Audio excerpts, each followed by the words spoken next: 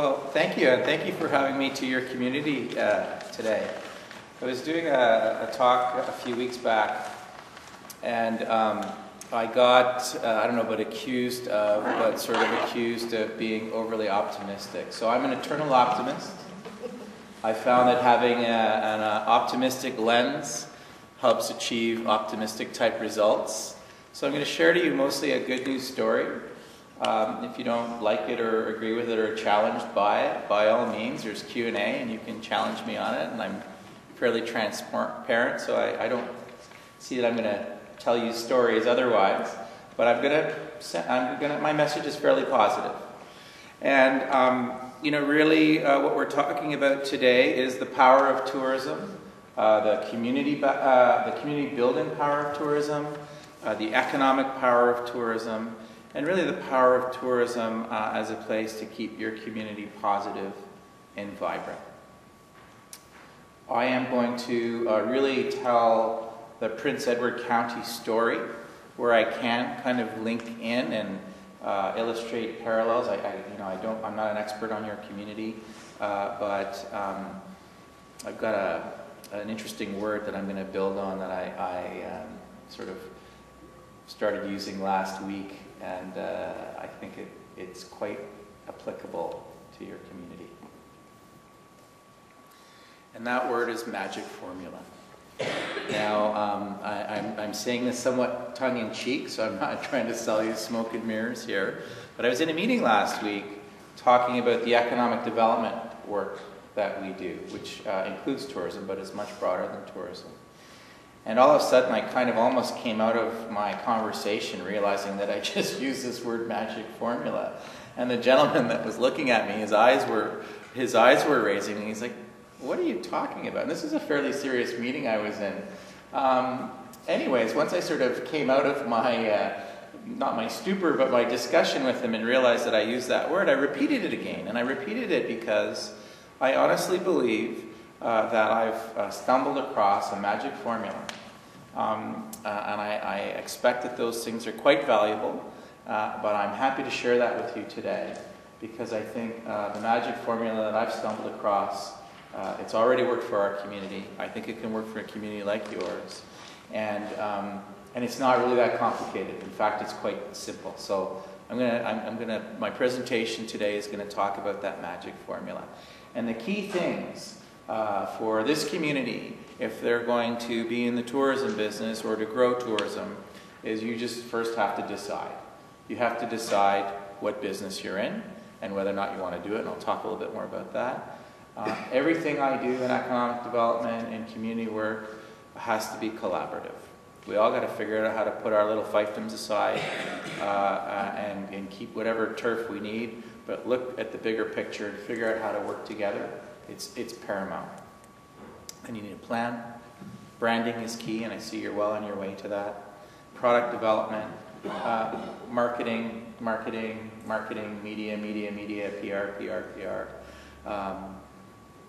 Measurements for yourself to understand how is this stuff working.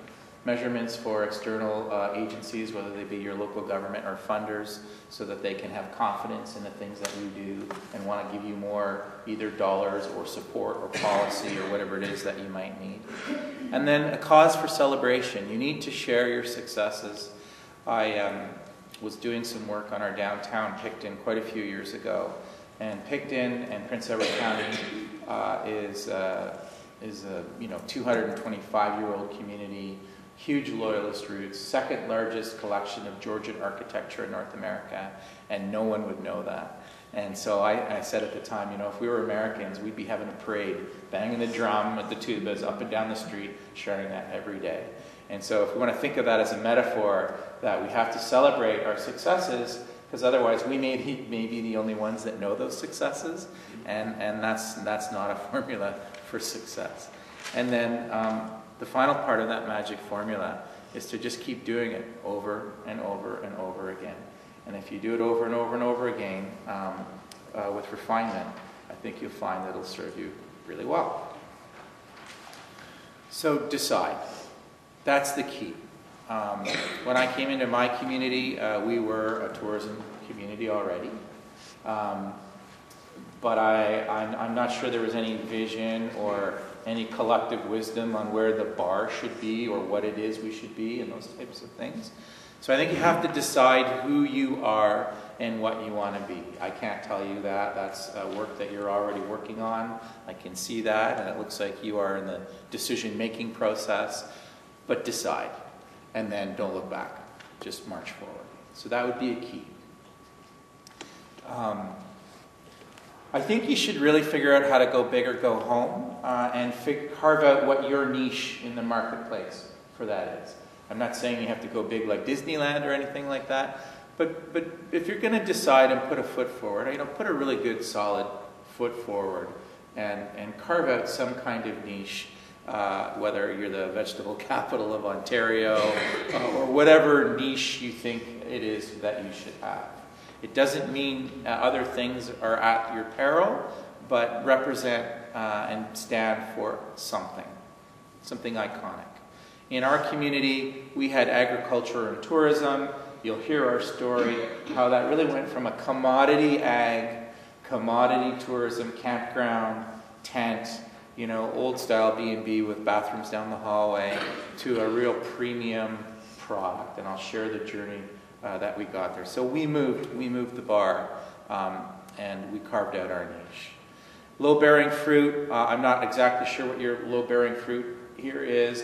I saw a whole page of festivals and events you have already. You've got water, you've got open space, you have culture, you have architecture, old towns, and you've got the biggest asset of all, Toronto. What is it? It's not even an hour away.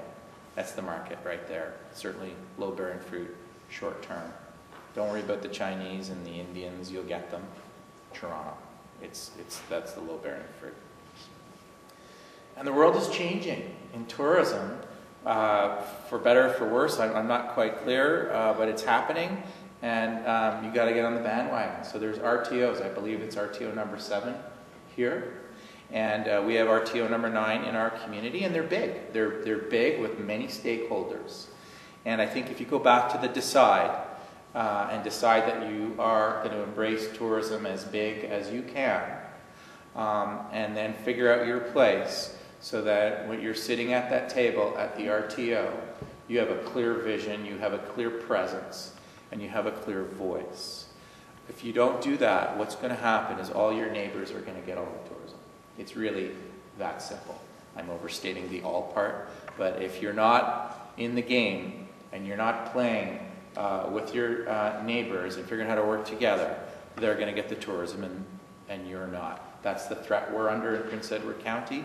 We're probably the iconic brand right now in Eastern Ontario, but because of the RTO system and dollar distribution, we're not necessarily going to get the kind of dollars we think we need to promote our area, but we've got a voice at the table, and we're going to let everybody remember that we are an iconic brand and you need us as much as we need you, and that's the collaborative part, so it doesn't have to be competitive. So I'll leave it at that. I've got a leave behind of the presentation. Some websites I'm going to go to, some I'm not. So this is just our Chamber of Commerce, which is our visitor services website. Collaboration. It's the easiest concept and the hardest thing to do. We all have our own piece of territory that we have carved off, and it's the most important, of course. It's more important than everybody else's because it's ours. And my background is private sector. I spent 15 years in marketing and advertising and building value out of nothing and partnerships, and they call it contra, so trading media for hard goods and really sort of creative solutions, if you will. So for me, when I came into the community, collaboration was a no-brainer. I didn't even think of it. It was in my DNA. It was just a way to do business. Our DMO was quite open to that. Some of the other groups, not so much. In some cases, maybe it's taken 10 years and personality changes. I know you don't have those territorial issues here. I know you guys probably collaborate brilliantly all the time. But in my community, it was a little bit different. So we had a bunch of key stakeholders. We had a brand new economic development office. And people are going, well, why is he talking about tourism? That's not economic development.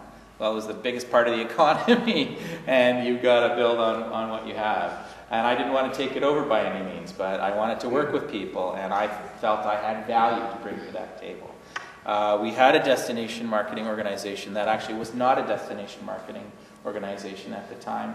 I don't really know what I would have called them, and I'm not sure they would either. They were interested in agricultural business and tourism business, but they weren't a DMO as I understand DMOs to be today. So we worked with them and helped them move forward in their development. Building capacity is, the classic sort of bureaucratic buzzword there, but we did that. Chamber of Commerce, a real old school way of doing things. Visitor services primarily, so a welcome center brochure.